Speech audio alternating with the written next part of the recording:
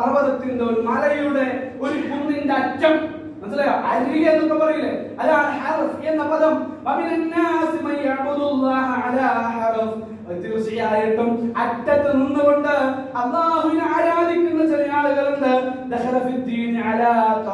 ഒരു വ്യക്തി മതത്തിലേക്ക് പ്രവേശിച്ചു, ദീനിലേക്ക് പ്രവേശിച്ചു, ഇസ്ലാമിലേക്ക് അവൻ പ്രവേശിച്ചിട്ട് അവൻ ഇസ്ലാമിന്റെ മധ്യത്തിലേക്ക് കടന്നു വന്നില്ല.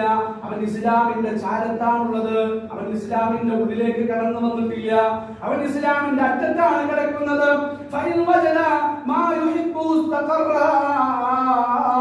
ജീവിതത്തിൽ എന്തെങ്കിലും സുഖങ്ങളുണ്ടായാൽ, നന്മകളുണ്ടായാൽ, എന്തെങ്കിലും അനുഗ്രഹങ്ങൾ ഉണ്ടായാൽ അവൻ തീർച്ചയായിട്ടും അല്ലാഹുവിന്റെ ദീനിൽ ഉറച്ചു നിൽക്കും.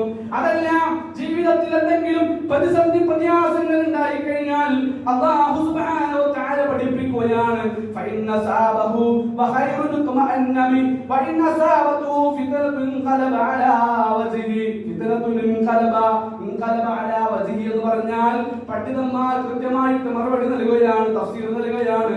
ഇർതദ്ദ കാഫിറാ, പ്രതിസന്ധി വരുമ്പോൾ കാഫിറായി മുർത്തദ്ദായി അവൻ ദീനിൽ നിന്ന് പുറത്തു പോകുന്നു. സുഖങ്ങളും സന്തോഷങ്ങളും നന്മകളും ജീവിതത്തിൽ ഉണ്ടാകുമ്പോൾ ഇതാ ദീനിൽ അവൻ നിലകൊള്ളുന്നു, ദീനിൽ അവൻ ഉറച്ചു നിൽക്കുന്നു. എന്നാൽ പ്രതിസന്ധികൾ വരുമ്പോൾ, വിഷമങ്ങൾ വരുമ്പോൾ, പരീക്ഷണങ്ങൾ അധികരിക്കുമ്പോൾ അവൻ മുർത്തദ്ദായി കാഫിറായി ഇസ്ലാമിൽ നിന്ന് പുറത്തു പോകുന്നു. സൂറത്തുൽ ഹജ്ജിലൂടെ അല്ലാഹു സുബ്ഹാനഹു വ തആല വളരെ കൃത്യമായി നമ്മളെ പഠിപ്പിച്ച ആയത്താണ്. ഇതെന്താണ് ഇതിന്റെ സബബുൻ നുസൂൽ? മഹാനായ ഇബ്നു അബ്ബാസ് റളിയല്ലാഹു അൻഹു കൃത്യമായി നമ്മളെ പഠിപ്പിച്ചു. കാനഹും ഇദാ ഖദിമൽ മദീന, മദീനയിലേക്ക് ഒരാൾ വന്നാൽ, മദീനയുടെ പ്രത്യേകത നമുക്കറിയാം. ഹജ്ജിനും ഉംറയ്ക്കൊക്കെ പോയ ആളുകൾക്ക് അറിയാം, മക്കയിൽ ചെന്നാൽ വലിയ കുഴപ്പമുണ്ടാവില്ല. ചെറിയൊരു കാലാവസ്ഥ വ്യത്യാസം അവിടെ ഉണ്ട്, മദീനയിലുണ്ട്. ഏത് പനിക്കാത്തവരും എന്ത് ചെയ്യും? പനിക്കും. ജലദോഷം വരാത്തവർ മദീന എത്തിക്കഴിഞ്ഞാൽ എന്ത് ചെയ്യും? ജലദോഷം വരും. തലവേദന ഇല്ലാത്തത് കാലാവസ്ഥ മദീനയുടെ പ്രത്യേകതയാണ്.